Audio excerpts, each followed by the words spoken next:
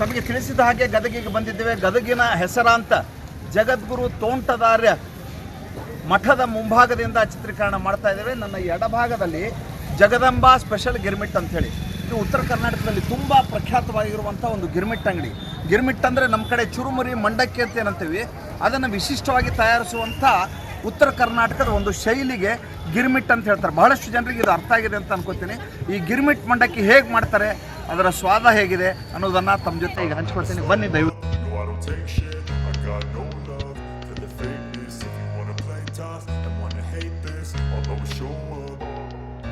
I don't ever slow up, no I don't take shit. I got no love for the fakeness. If you wanna play tough and wanna hate this, I'll always show up and make a statement. I don't ever slow up, no I don't take shit. I got no love for the fakeness. If you wanna play tough and wanna hate this, I'll always show up and make a statement. Everything I do so instinctive and so passionate. Every word I move so descriptive like an adjective. I got a vendetta against people who've had.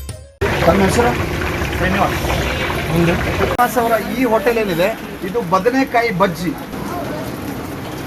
ಈ ಥರ ಹಲ್ಪಿಯ ಹಾಗೆ ಬದನೆಕಾಯನ್ನು ಕತ್ತರಿಸ್ಕೊತಾರೆ, ಕಾಣ್ತಾ ಇದೆ ನೋಡಿ. ಇದು ಮಿರ್ಚಿಗೆ ಮಸಾಲೆ, ಇದು ಒಳಗಡೆ ಮಸಾಲೆ ತುಂಬಿರುವಂಥ ಮೆಣಸಿನಕಾಯಿ. ನಮ್ಮಲ್ಲಿ ಮೆಣಸಿನಕಾಯಿ ಅಂತೀವಿ, ಇಲ್ಲಿ ಮಿರ್ಚಿ ಅಂತ ಕರೀತಾರೆ ಅದಕ್ಕೆ. ಈ ಹಿಂದಿಯ ಇನ್ಫ್ಲೂಯೆನ್ಸ್ ಇರುವಂಥ ಊರುಗಳಿದೆಲ್ಲ ಉತ್ತರ ಕರ್ನಾಟಕದಲ್ಲಿ.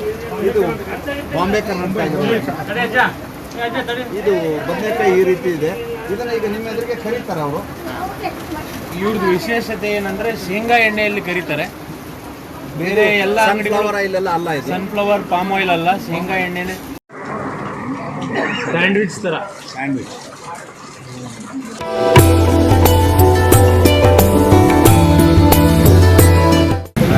ತೋಟದಾರ್ಯ ಮಠದ ಕೈಮಟ್ಟಿ ಮಿರ್ಚಿ ಅಂತಂತಂದ್ರೆ ನಮ್ಮ ಧಾರವಾಡ, ಇಡೀ ಧಾರವಾಡ ಭಾಗಕ್ಕೆ, ಉತ್ತರ ಕರ್ನಾಟಕ ಭಾಗಕ್ಕೆ ತುಂಬ ಫೇಮಸ್ ಆಗಿದೆ.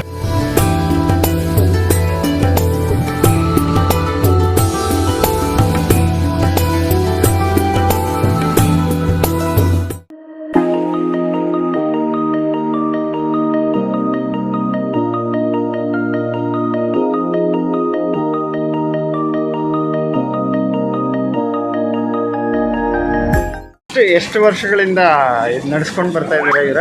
ನಾವು ಸುಮಾರು 22 ವರ್ಷ. 22 ವರ್ಷ. ಇದೇ ಸಂಜೆ ಹೊತ್ತಾಯ್ತು ಅಂದರೆ ಈ 4 ಐಟಮ್ ಮಾಡೋದಾ? ಗಿರ್ಮಿಟ್ಟಿ, ಮಿರ್ಚಿ, ಬದನೆಕಾಯಿ. ಹಾಂ, ಇಲ್ಲಿ ಸ್ಪೆಷಾಲಿಟಿ ಬದನೆಕಾಯಿ ಬಜ್ಜಿ ಅಂತ ಹೇಳ್ತಾರೆ. ಸೊ ಬದನೆಕಾಯಿ ಬಜ್ಜಿ ಅಂದರೆ ಎಲ್ಲ ಕಡೆ ಸಿಗೋ ಐಟಮ್ಮ ಇದು, ಅಥವಾ ನಿಮ್ಮ ಹತ್ರ ಮಾತ್ರ ಸಿಗೋ ಐಟಮ್? ನಮ್ಮಲ್ಲಿ ಸ್ಪೆಷಲ್ ಆಗಿ ನಾವು ಮಾಡ್ತೀವಿ. ನೀವು ಮಾಡ್ತೀರಾ? ಹಾಂ. ಅದೇ 4 ಪಾರ್ಸಲ್. ಈ ಬದನೆಕಾಯಿ ಮಧ್ಯದಲ್ಲಿ ಒಂದೇನೋ ಖಾರ ಹಾಕ್ತಿದ್ದೀರಾ, ಚಟ್ನಿ ತುಂಬಿ ನೀವು ಆಮೇಲೆ ಅದನ್ನು ಬಜ್ಜಿ ಮಾಡೋದು. ಹಾಂ, ಓಕೆ ಓಕೆ ಓಕೆ.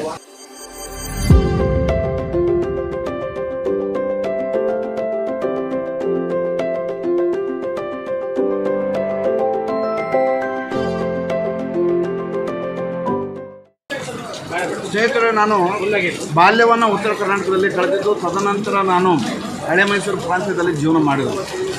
ನನಗೆ ಗಿರ್ಮಿಟ್ಟು ಹೊಸ ಖಾದ್ಯ ಅಂತ ಯಾವತ್ತೂ ಅನಿಸಿಲ್ಲ.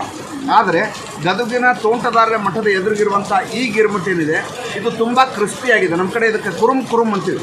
ಈ ಕುರುಮ್ ಮಂಡಕ್ಕಿ, ಈ ಥರದ ಒಂದು ಗಿರ್ಮಿಟ್ಟು ಬಹುಶಃ ನಾನು ತಿಳಿದಾಗೆ ಬೇರೆ ಎಲ್ಲಿಯೂ ನಿಮಗೆ ಸಿಗಲಿಕ್ಕೆ ಸಾಧ್ಯ ಇಲ್ಲ.